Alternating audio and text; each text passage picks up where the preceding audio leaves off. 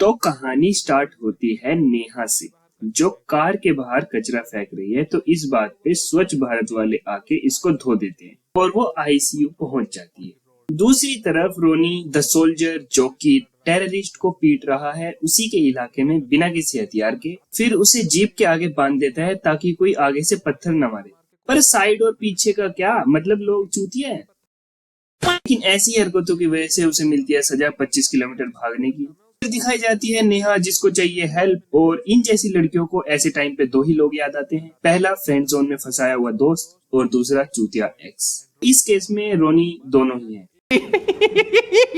ये एक ही voice message पे मांग लेता है छुट्टी। इंसानों के बीच रहने की आदत छूट गई। तो क्या अभी वो सुअरों के बीच में रहता है? मतलब यार, तुम भी तो इंसान ही हो यार। फिर वो वहां से चल देता है बस में, और इसको याद आता है अपना फ्लैशबैक, जहाँ ये कॉलेज में कर रहे होते हैं बकचोदी। मतलब पढ़ाई के अलावा सब कुछ करते हैं। लड़की जो होती है वो चीयर लीडर की तैयारी करती है, लड़का जो होता है वो बास्केटबॉल की तैयारी करता है। और एक तो पता नहीं कौन सी बुरी आदत है टाइगर की, जहाँ भी कार दिखता है अपना बम उस पर मार देता है और इसके बाप के सामने कुछ उल्टा सुल्टा बक देता है। फिर नेहा आती है बहुत ही ज्यादा गुस्से में और बास्केटबॉल पे अपना नंबर लिख के चली जाती है। मतलब अब इसका नंबर पूरे कॉलेज के पास है।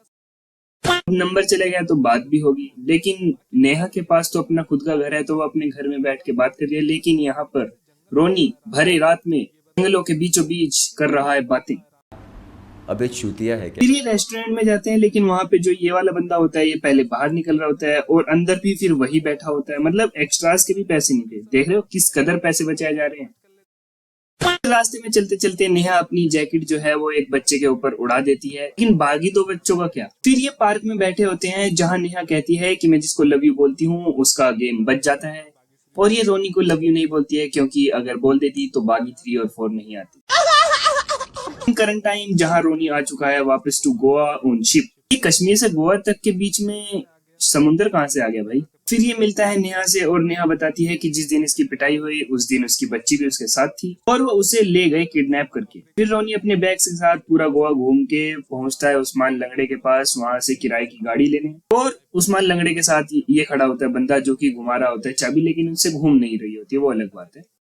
फिर ये जाते हैं दोनों पुलिस स्टेशन, जहां रोनी पढ़ता है केस की फाइल, जिसमें स्कूल का नाम ही गलत होता है। तो ये देख के रोनी पागल हो जाता है और पुलिस वालों को बहुत पीटता है। उसके बाद पुलिस वाले रोनी को बहुत पीटते हैं। मतलब आप तो जानते होंगे, जो पुलिस वालों को टॉर्चर है वो रोनी के लिए भी टॉर्चर ही है। कसम से बहुत मारा, सुअर भर दिया पूरा मार मार के। फिर कर्नल के कहने पे डीआईजी उसे छोड़ देता है और कर्नल इसको वापस बुला लेता है। तो ये जाता है वापस, बट गाड़ी घुमा के ये पहुंच जाता है स्कूल। और स्कूल में पहुंच के इसको पता चलता है कि ऐसी कोई बच्ची किडनैप ही नहीं हुई है। तो फिर ये बाहर निकलता है, देखता है कि वहां पे सीसीटीवी है, लेकिन वहां से भी वो खदेड़ दिया जाता है। फिर ये जाता है नेहा के पास और वहां आ जाता है उसका नशेड़ी गंजेड़ी देवर, और जो वहां के नशे कर रहा होता है।